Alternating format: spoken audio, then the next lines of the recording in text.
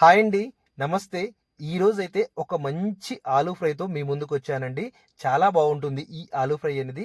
మనకు రైస్‌లో కానీ, చపాతీల్లో కానీ మంచి ఆలూ ఫ్రై అండి ఇది. అంత బావుంటుంది ఈ రెసిపీ. చాలా సింపుల్‌గా చేయొచ్చండి.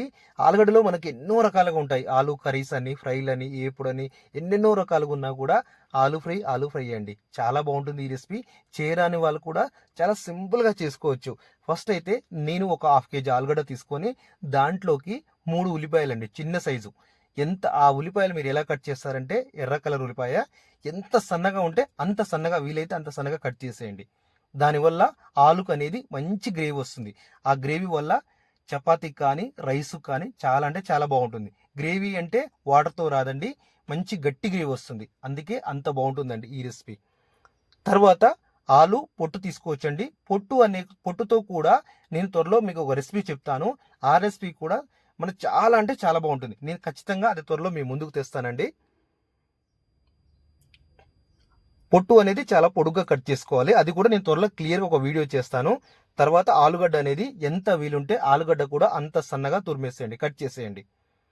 చూడండి నేను ఎలా కట్ చేస్తానో అలా కట్ చేసేయండి. ఒక్క నిమిషం అండి. నా వీడియోలు ఒక్క నిమిషం, 2 నిమిషాలు లేటు ఉంటాయి.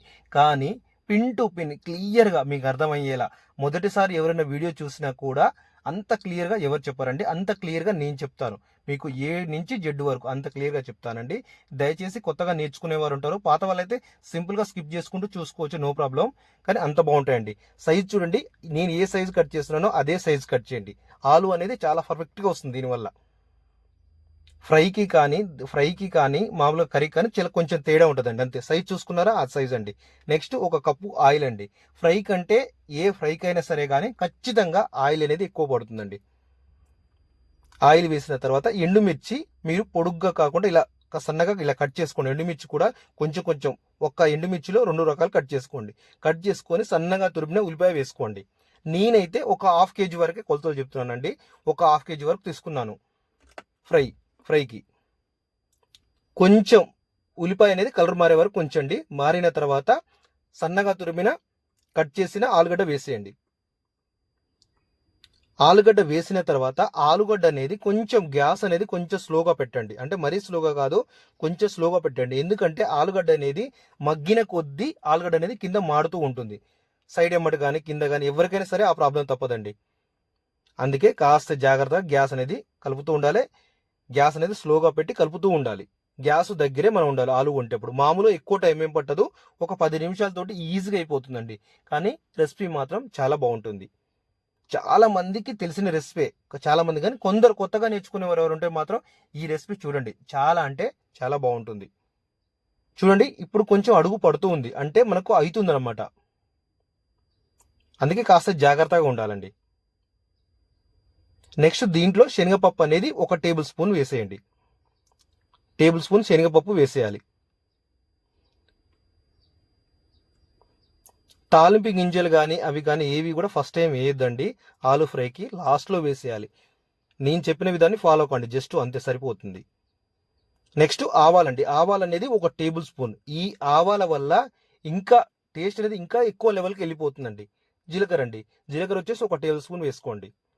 మామూలుగా ఇదే కొలతలు కేజీకి అయితే 1.5 స్పూన్ వాడండి.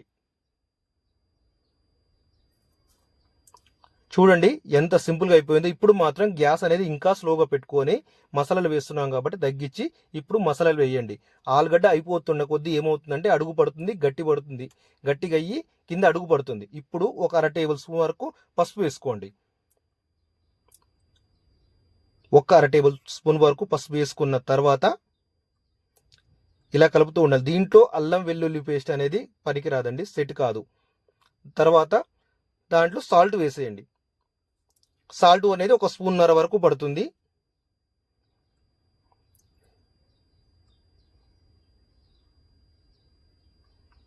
స్పూన్నర దాకా వేసి కలుపుతూ ఉండండి. మంచిగా కలపాలి. తర్వాత కూడా కారం వేసేయాలండి. కారం కూడా ఒక 3/4 టేబుల్ స్పూన్ పడుతుంది. అంటే మనకు ఒక కేజీకి 2 స్పూన్లే పడుతుందండి. ఇది ఒకటి గమనించుకోవాలి. చాలా అంటే చాలా తక్కువ పడుతుంది. ఈ ఫ్రై స్పెషాలిటీ ఏంటంటే మసాలాలు అనేది ఏమీ ఉండదండి. న్యాచురల్‌గా ఉంటుంది కర్రీ. చాలా బాగుంటుంది. రైస్‌కి గానీ, ఏ టు జెడ్ రైస్‌కి గానీ, చపాతీకి గానీ దేంట్లోకైనా కూడా మంచి యూజ్ ఉండే కర్రీ అండి. అందుకే ఈ ఆలూ ఫ్రై రెసిపీ నా ఛానల్‌లో చేయడం జరిగింది. ఇంకా మీకు ఏదైనా డౌట్ ఉంటే మాత్రం నాకు కామెంట్ చేయండి. ఇంకా మీకు ఏ స్టైల్ అంటే ఇష్టం ఆలులో అది కూడా కామెంట్ చేయండి. మీ కామెంట్‌కి నేను ఖచ్చితంగా రిప్లై ఇస్తాను. నెక్స్ట్ ఏం చేస్తారంటే మీరు లాస్ట్‌లో కరివేపాకు వేసేయండి. కరివేపాకుతో పాటు కొత్తిమీర కూడా వేసుకోవచ్చు. ఇంతేనండి. ఆలూ ఫ్రై అనేది పెద్దగా టైం పట్టదు. కానీ రెసిపీ మాత్రం ఏ మసాలా లేకుండా సింపుల్‌గా చేయాలంటే ఈ టైప్‌లో మీరు చేసేయండి. చాలా అంటే చాలా బాగుంటుంది. ఇంకా మీరు ఏం కోరుకుంటున్నారో అది కూడా కామెంట్ చేయండి. మీ ప్రతి కామెంట్‌కి నేను రిప్లై ఇస్తాను. మీరు ఇంకొక విషయం అండి, సబ్స్క్రైబ్ అయితే మర్చిపోవద్దు కొత్తగా చూస్తున్న వాళ్ళు. ఎందుకంటే మీకు అన్ని ఛానల్ వేరు, ఈ ఛానల్ వేరు అని ప్రతి వీడియోలోను చెప్తాను. మీరు సబ్స్క్రైబ్ చేసుకుంటే మీకు ఎప్పుడైనా లైఫ్‌లో బిజినెస్ పెట్టాలనుకున్నా కూడా ఈ ఛానల్ అనేటిది మంచి యూజ్ అవుతుందండి. అలాగే కొత్తగా రెసిపీస్ నేర్చుకున్న వాళ్ళు, ఏదైనా రెసిపీ కావాలనుకున్న వారు కూడా నాకు కామెంట్ చేయండి. మీ ప్రతి కామెంట్‌కు రిప్లై ఇస్తాను. ఏదైనా రెసిపీ ఉంటే నాకు కామెంట్ చేయండి. ఖచ్చితంగా నేను అది చేస్తానండి. ఓకేనండి. లైక్ మర్చిపోవద్దు, షేర్ మర్చిపోవద్దు. కొత్తగా చూస్తున్న వారైతే సబ్స్క్రైబ్ మర్చిపోవద్దండి. ఓకేనండి. చాలా చాలా థ్యాంక్ యూ అండి ఈ వీడియో ఇంతసేపు చూసినందుకు.